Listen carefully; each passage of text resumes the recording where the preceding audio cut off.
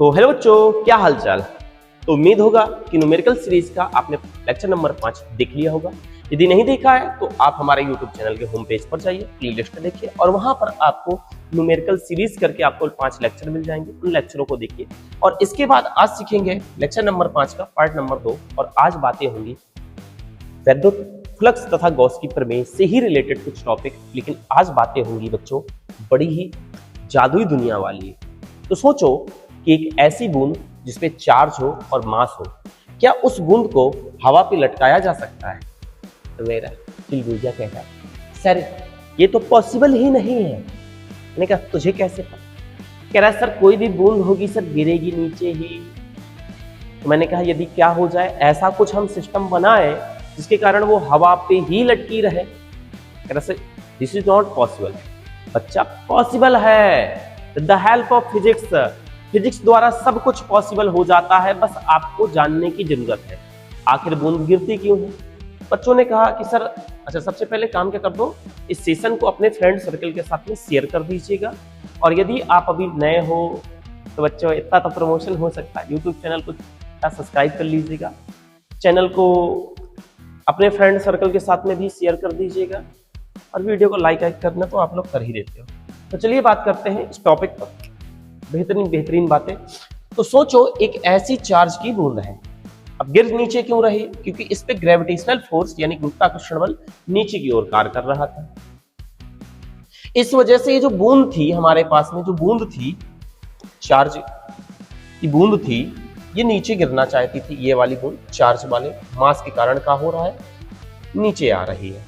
और दूसरा बच्चा बात क्या है, अब क्या हो जाए इसी पर हमने चार्ज है और चार्ज के कारण एक इलेक्ट्रिकल फील्ड लगा दिया तो ऊपर की ओर, मतलब विद्युत बल ऊपर की ओर, गुरुत्वाकर्षण बल नीचे की ओर। दरअसल दो बल हो गए। तो बलों में क्या होता है, यदि दोनों बराबर हो जाए तो संतुलन की अवस्था यानी इस बूंद पर कोई बल नहीं लगेगा और इस अवस्था पर क्या हो जाएगा बच्चा, ये पूरा का पूरा बैलेंस हो जाएगा।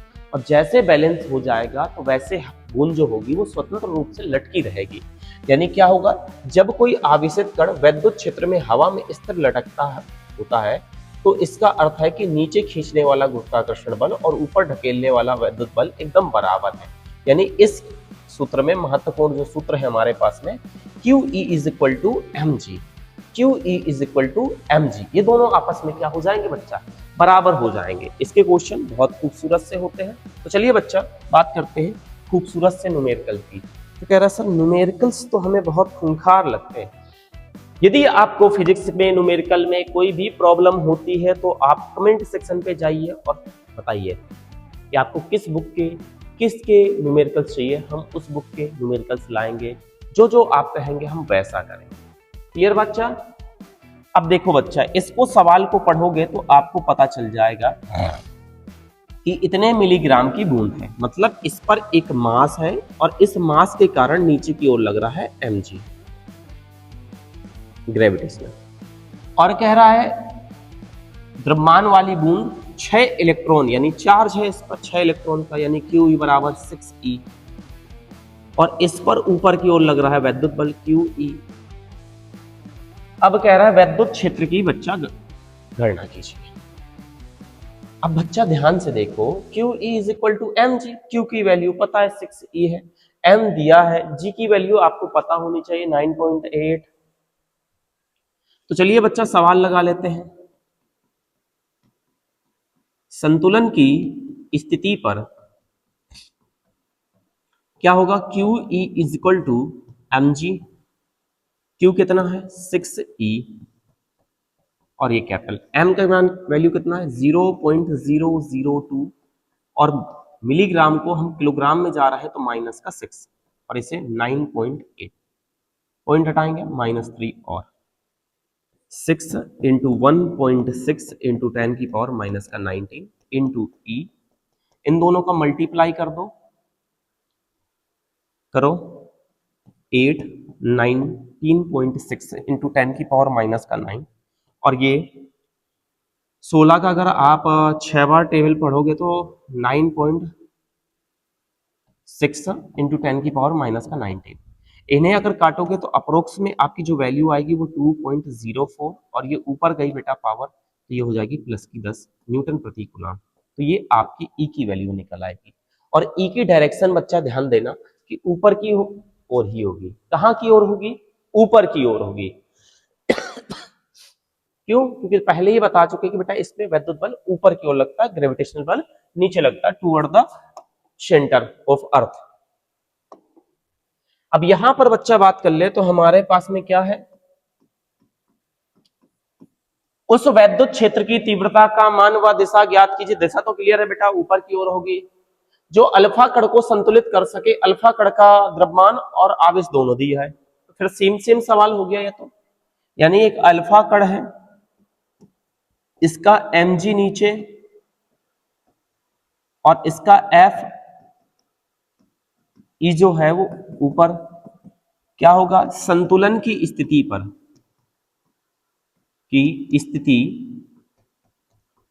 पर क्या होगा? Q E is equal to M G. Q कितना है?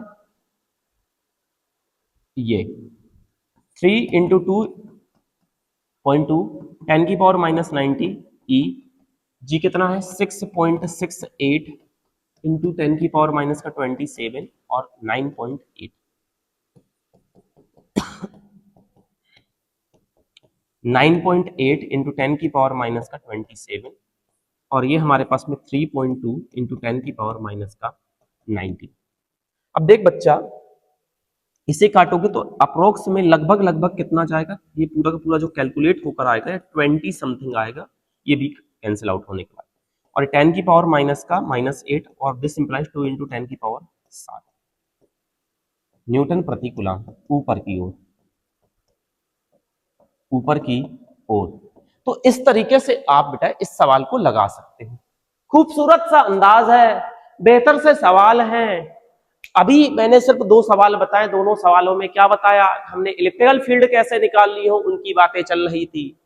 जब कोई एक चार्ज वाला कोई ड्रॉप हो तो उस पर ग्रेविटेशनल फोर्स नीचे की ओर लगता है और हमारे पास में इलेक्ट्रिकल फोर्स ऊपर की ओर लगता है। ग्रेविटेशनल फोर्स नीचे की ओर, इलेक्ट्रिकल फोर्स ऊपर की ओर, नीचे की ओर, ऊपर की ओर, नीचे की ओर, ऊपर की ओर, ऐसे काम करता है।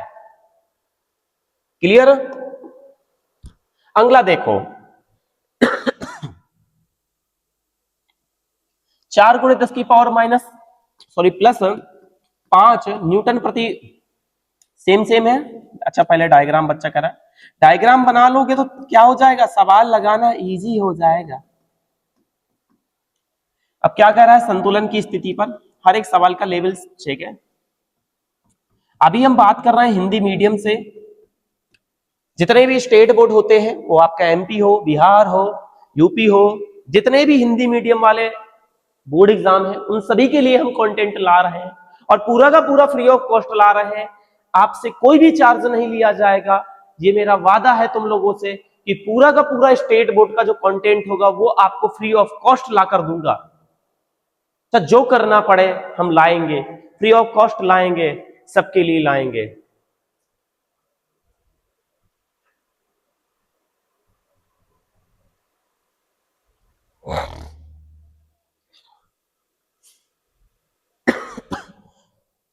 चलिए अब अगला सवाल देख लिया जाए। तो अगला सवाल क्या है हमारे पास में? ये सारी चीजें दिए थे। संतुलन की स्थिति पर क्या होगा? Q E is equal to M G हो जाएगा। क्या निकालना है इस बार? चार्ज निकालना है बच्चा, चार्ज। तो ई की वैल्यू कितना है? 4 इंटू 10 की पावर 5। एम कितना है? एम ये वैल्यू दी हुई है 1 गुणे 10 की पावर माइनस का 4। जी कितना है? 9.8। क्यू 9.8 इंटू 10 की पावर माइनस का 4 और ये 4 इंटू 10 की पावर 5। इसे कैंसिल आउट करोगे तो हमारे पास में 2.45 और 10 की पावर माइनस का 9 कूलम। तो यहां -9 लगा लीजिएगा। ठीक है? क्लियर बात? समझ में आ रही होगी कैसे क्या करना है, क्या नहीं करना है। खूबसूरत अंदाज में आपको पता होना चाहिए। चलिए अगला सवाल देखते हैं। तो अगला सवाल हमारे पास में क्या है कि 500 न्यूटन प्रति कूलम आवेश के विद्युत क्षेत्र में। यहां पर देखो बेटा 10 की पावर माइनस 4 सेंटीमीटर त्रिज्या की जल की बूंद, एक बूंद स्वतंत्र रूप से वायु में लटकी है। तो जल की बूंद पर आवेश की गणना कीजिए। देख बेटा मैं सवाल तो लगा दूंगा, सवाल लगाने में कुछ नहीं है मेरा। सिंपल सा है, Q E is equal to M G लगेगा। लेकिन ये बता तेरे पास क्या एम है? क्या एम है तेरे पास? कह रहा सर एम तो नहीं है लेकिन जी है। तो मैंने कहा एम कहां से पता करेगा? सर कह रहा है एम निकालने के लिए सर डेंसिटी यूज कर ले। मैंने कहा डेंसिटी, तो चल यूज कर लेते हैं डेंसिटी।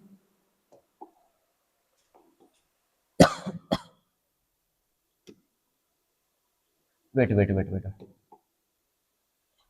डेंसिटी यूज करनी है तो चलो बच्चा बात कर लेते हैं, डेंसिटी यूज कर लेते हैं। डी बराबर क्या होता है? एम बटा वी। तो एम बराबर क्या होगा? D into we. डी कितना है पता है, 10 की पावर 3। वी कितना होता है? 4 बटा 3 पाई आर क्यूब। रख दे बच्चा एम की जगह में, 10 की पावर 3 4 बटा 3 पाई आर क्यूब। अगर इसे तू कैलकुलेट कर जा, ये आएगा 2, तो 2 गुणे 4 बटा 3 22 बटा 7 वैल्यू ऑफ पाई आर 10 की पावर माइनस का 6 मीटर में पावर 3 इंटू 9.8 9.8। अब इसे कैलकुलेट करेंगे 1.4 और सब कुछ कैलकुलेट होगा तो ये समथिंग समथिंग हमारे पास में आएगा 2.0 समथिंग और 10 की पावर माइनस का 18। एक वैल्यू इस तरफ करेंगे तो Q इज इक्वल टू आएगा 8.2 इंटू 10 की पावर माइनस का 17 गुलाम। तो ये हमारे पास चार्ज निकल आएगा बच्चा। तो इस तरीके से इसके सवाल लगाए जाएंगे। तो जितने भी सवाल थे आप लेक्चर नंबर 5 देख लीजिएगा, गुलाम के सवाल, सॉरी गॉस के नियम के जो सवाल थे, प्रमेय के सवाल थे और वैद्युत फ्लक्स के जितने भी सवाल थे, मोस्ट इंपॉर्टेंट क्वेश्चन कैसे पूछे जाते हैं वो सारे के सारे मैंने पिछले लेक्चर पे लगवा रखे थे। तो अगला लेक्चर जो हमारा आने वाला है वो वैद्युत क्षेत्र की तीव्रता, जो अगला हमारा लेक्चर आने वाला है वो वैद्युत विभव पर आने वाले हैं, विभवांतर पर आने वाले हैं। तो आप लगातार बने रहिए, हम आपको पूरा का पूरा कंटेंट दे रहे हैं। ठीक है बच्चा। अब इसमें कितने लेवल के सवाल हो सकते थे? तो इसमें 4 लेवल के सवाल हो सकते थे। कौन कौन सा लेवल हो सकता था? लेवल 1 की सीधा भैया समतुल्य हो, आपका एम और क्यू दिया हो, ई निकालना हो, यानी Q E is equal to M G लगाया, आपने ई निकाल लिया। दूसरा काम क्या हो सकता है कि आपको दिया हो लेकिन काम क्या हो, एम सीधे ना दिया हो, आयतन और आपने जैसे द्रव्यमान एम वाला यूज किया था, डी इंटू वी और डेंसिटी 10 की पावर 3 4 बटा 3 पाई आर क्यूब। वाटर की डेंसिटी 1000 किलोग्राम प्रति मीटर की। अब क्या हो सकता है? क्यू आवेश सीधे ना दिया हो, इलेक्ट्रॉनों की संख्या पर दिया हो, ऐसा हो सकता है। अब लेवल 4 भैया काम क्या कर दिया जाए, आवेश से हटकर सतह और आयतन के आवेश वितरण पर बात कर ली जाए। तो इस तरीके से इस पे सवाल हो सकते थे। क्या समझ में आए सवाल? मस्त मस्त सवाल।